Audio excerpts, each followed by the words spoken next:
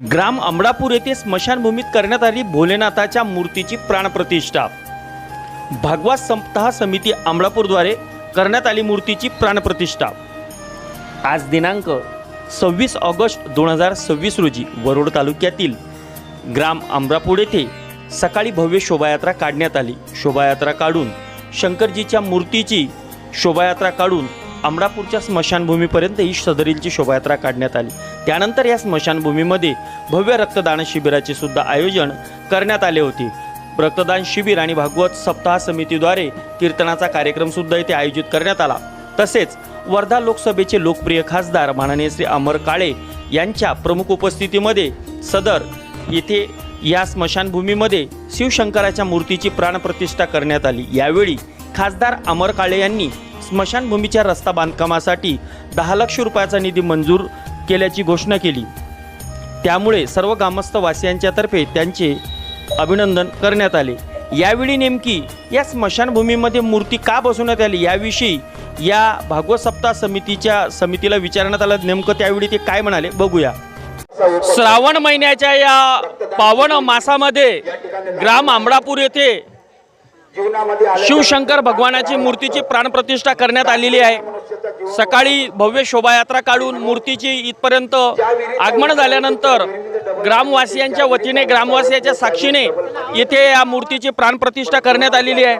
आपल्या सोबत येथील नागरिक आहे, काय संकल्पना सुचली भाऊ तुम्हाला, कसं असं वाटलं की या स्मशानभूमीमध्ये शिवशंकराची प्राणप्रतिष्ठा करावी?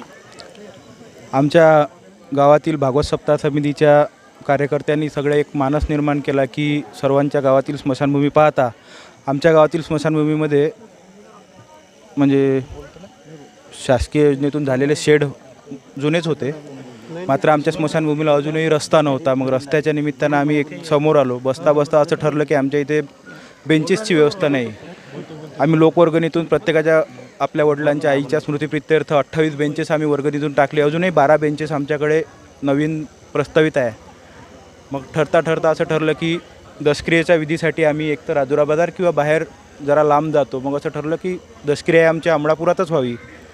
त्यानिमित्तानं दशक्रियेकरता एक मंदिर हवं असतं, म्हणून मग बसता सर्व आमचे ज्येष्ठ मार्गदर्शक आहे त्यांचं असं म्हणणं ठरलं की आपल्या स्मशानभूमीमध्ये शंकर भगवानाची मूर्ती असली पाहिजे। मग आमच्या आत्या आमचं एक असं सर्वांच्या मते नाव ठरलं की आमची आत्या आपल्याला काहीतरी मदत करू शकेल। प्रज्वला साबळे शिक्षिका आहेत त्या। आम्ही त्यांच्याजवळ गेलो, त्यांनी आम्हाला एका शब्दात आमच्या विनंतीला मान ठेवला। 41,000 रुपये आमच्या मूर्तीसाठी एका शब्दात आम्हाला त्यांनी कबूल केले। सर्व कार्यकर्त्यांनी आम्ही स्वखर्चाने एका पिकअपनी भेळाघाट येथे गेलो, तिथून आम्ही मूर्ती आणली।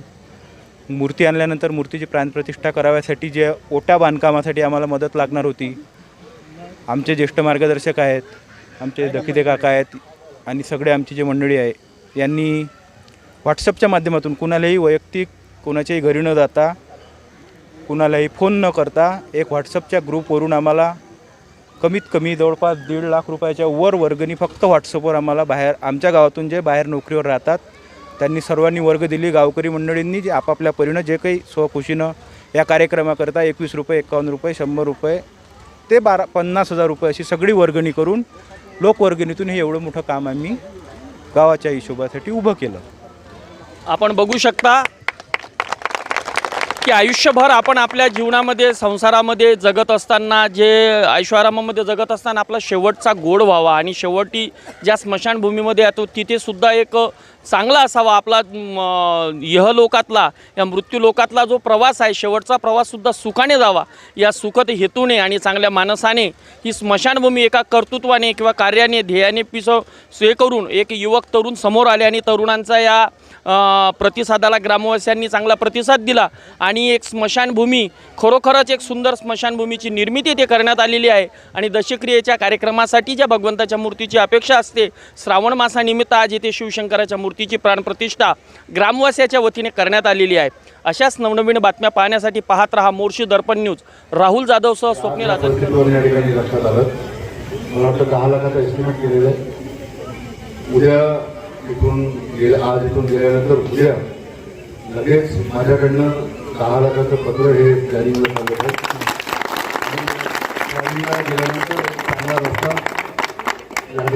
मुलं जो आपल्याला करायचा आहे तो आपण चांगल्या दर्जाने प्रकार ठिकाणी करून द्यावा इथून सुद्धा या ठिकाणी करतो. आणि यानंतर सुद्धा जे काही माझ्याकडून अपेक्षित असेल, जे काही मला जास्तीत जास्त चांगलं करता येईल ते करण्याचा निश्चित प्रामाणिक प्रयत्न माझा राहील.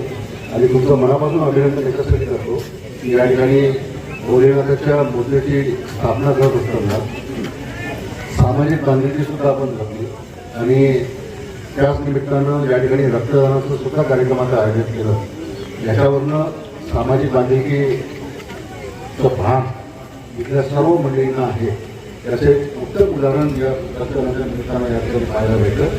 आणि जी टीम या ठिकाणी आहे, अनेक ठिकाणी गावामध्ये आपण बघतो, परंतु जी टीम या ठिकाणी अमरापूरला आहे आपल्या इथे भागवत सप्ताहामध्ये की ज्यांनी अतिशय चांगलं काम या ठिकाणी, नाही तर अनेक ठिकाणी गावामध्ये जातो आपण स्मशानभूमी अतिशय बेकार अवस्थेमध्ये आपल्याला प्रत्येक ठिकाणी पाहायला मिळतं. आणि माझे सर्व गावात अनेक ठिकाणी भजन मंडळ असतात, भागवत सप्ताह मंडळ असते, त्या सर्वांना इतकीच विनंती आहे की भागवत करत असताना, भजन कीर्तन करत असताना कशा पद्धतीने सामाजिक बांधिलकी जपायची आहे हे जर कुठून शिकायचं असेल तर अमरापूरच्या भागवत मंडळीकडून आपण शिकलं पाहिजे.